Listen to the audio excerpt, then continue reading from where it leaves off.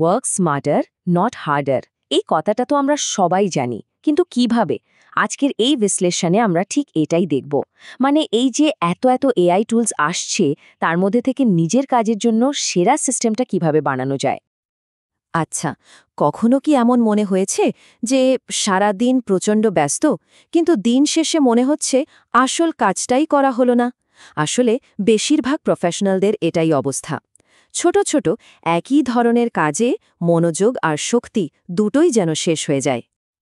আর এর একটা বড় কারণ হলো ইমেল। একটা স্টাডি বলছে একজন প্রফেশনাল তার কাজের দিনের প্রায় 28% সময়ই কাটান শুধু ইমেল চেক করতে আর রিপ্লাই দিতে। ভাবা যায়, মানে দিনের প্রায় 1/4-এরও বেশি সময় চলে যাচ্ছে এই ধরনের প্রশাসনিক কাজেই। কিন্তু ভাবুন তো একবার, যদি এই সময়টা বাঁচানো যেত। এখানেই এআই প্রোডাক্টিভিটি টুলস একটা বিশাল ভূমিকা পালন করে। আর না, এগুলো মানুষকে রিপ্লেস করার জন্য আসেনি, বরং এগুলো কাজ করে একজন শক্তিশালী সহকারীর মতো, মানে একজন কো-পাইলটের মতো। তো এআই প্রোডাক্টিভিটি টুলগুলো আসলে কি? সহজভাবে বললে, এগুলো এমন সফটওয়্যার যা ডেটা ভিত্তিক একঘেয়ে কাজগুলো নিজে থেকেই করে ফেলে। এর ফলে কি হয়? আমরা মানে মানুষরা আমাদের কৌশলগত আর সৃজনশীল কাজে আরও বেশি ফোকাস করতে পারি। তাহলে চলুন দেখে নেওয়া যাক কিভাবে আমরা এই বিশৃঙ্খলা থেকে স্বচ্ছতার দিকে যেতে পারি। আমরা কথা বলবো আধুনিক কাজের চাপ নিয়ে, তথ্যের পাহাড় সামলানো নিয়ে, ক্যালেন্ডার ম্যানেজমেন্ট আর এআই এর গতিতে কিভাবে কন্টেন্ট তৈরি করা যায় তা নিয়েও। আর সব শেষে দেখব কিভাবে নিজের জন্য একটা পার্সোনাল এআই স্ট্যাক তৈরি করা যায়। প্রথমেই আসা যাক সবচেয়ে বড় সমস্যায়, আর সেটা হলো তথ্যের বিশৃঙ্খলা। মানে সারা দিন ধরে সব দিক থেকে যে তথ্যের একটা স্রোত আসতে থাকে সেটা। আর এই তথ্যের ওভারলোডটা আসে সব জায়গা থেকে। যেমন ধরুন উপচে পড়া ইনবক্স, একটার পর একটা মিটিং যেখানে কাজের তালিকা হারিয়ে যায়, রিসার্চের জন্য endless documents are web page, আর তার উপর বিভিন্ন মেসেজিং অ্যাপে তো নোটিফিকেশন আসতেই থাকে। তো এই সবগুলো সমস্যার জন্যই কিন্তু এখন নির্দিষ্ট এআই টুলস আছে। যেমন সেন্ডবক্সের মতো টুল আপনার ইমেল ম্যানেজ করে দেয়, আবার fireflies.ai মিটিংয়ের সব কথা নিজে থেকে নোট করে সামারি বানায়, আর পারপ্লেক্সিটির মতো টুলস তো জটিল রিসার্চের কাজ এক নিমিষেই করে দেয়। আচ্ছা, তথ্যের বিশৃঙ্খলা তো না হয় সামলানো গেল, কিন্তু এর পরের চ্যালেঞ্জটা কি? সেটা হলো আমাদের ক্যালেন্ডার। সত্যি বলতে অনেক সময় মনে হয় ক্যালেন্ডারটাই আমাদের জীবন চালাচ্ছে, আমরা না। কারণ আসল চ্যালেঞ্জটা শুধু মিটিং শিডিউল করা নয়। আসল চ্যালেঞ্জ হলো এই মিটিংগুলোর ফাঁকে নিজের ডিপ ওয়ার্ক বা গভীর মনোযোগের কাজের জন্য সময় বের করা, আর সেটাকে বাঁচিয়ে রাখা। এই সমস্যার সমাধানের জন্য এআই অ্যাসিস্ট্যান্ট আছে, যেমন মোশন আর রিক্লেম এআই। দুটোই দারুণ, কিন্তু তাদের অ্যাপ্রোচটা একটু ভিন্ন। মোশন আপনার সব কাজ আর মিটিং মিলিয়ে একটা সেরা প্ল্যান তৈরি করে দেয়।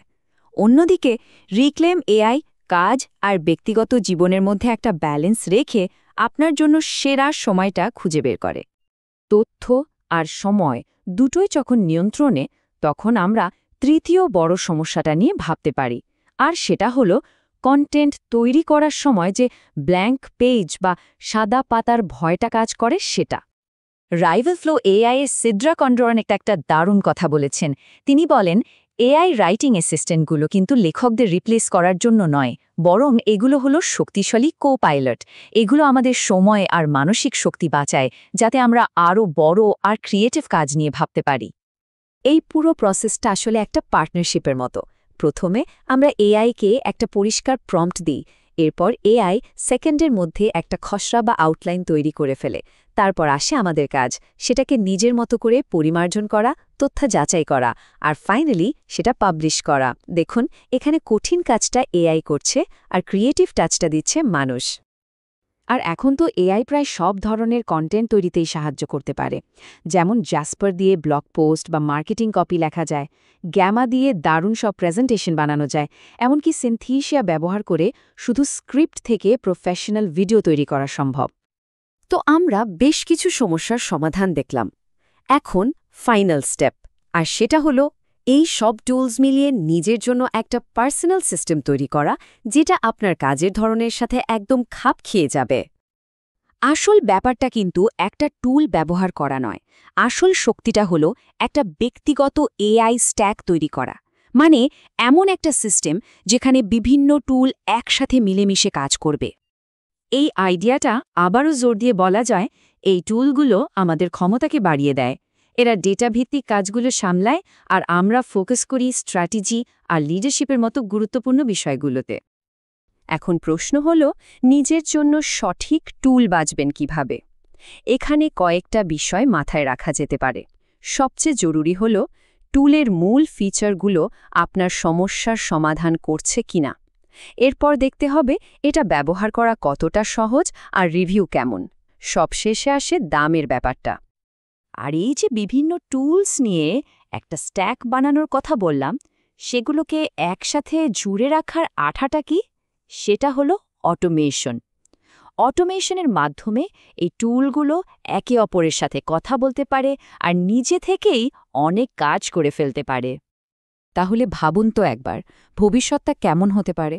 একটা ইনবক্স যেটা নিজেকেই ম্যানেজ করে, একটা ক্যালেন্ডার যেটা আপনার ফোকাস বাড়ানোর জন্য সেরা সময়টা বের করে দেয়, মিটিং শেষ হওয়ার সাথে সাথেই তার সামারি আর কাজের তালিকা রেডি, আর কন্টেন্ট লেখার শুরুতেই এআই আপনাকে একটা দারুণ ড্রাফট দিয়ে দিচ্ছে। এই নতুন বাস্তবতায় ছোটখাটো প্রশাসনিক কাজগুলো নিয়ে আর ভাবতে হবে না, ফলে আসল কাজের জন্য অনেক বেশি মানসিক শক্তি পাওয়া যাবে। এই ব্যক্তিগত এআই সহায়কই কিন্তু তৈরির জন্য একদম প্রস্তুত। শুরু করতে হবে শুধু একটা সমস্যা নিয়ে, আর তার জন্য সঠিক এআই কোপাইলটটা খুঁজে বের করতে হবে। প্রশ্নটা হলো, এই সহায়ককে প্রথমে ঠিক কোন কাজটা করতে শেখানো হবে?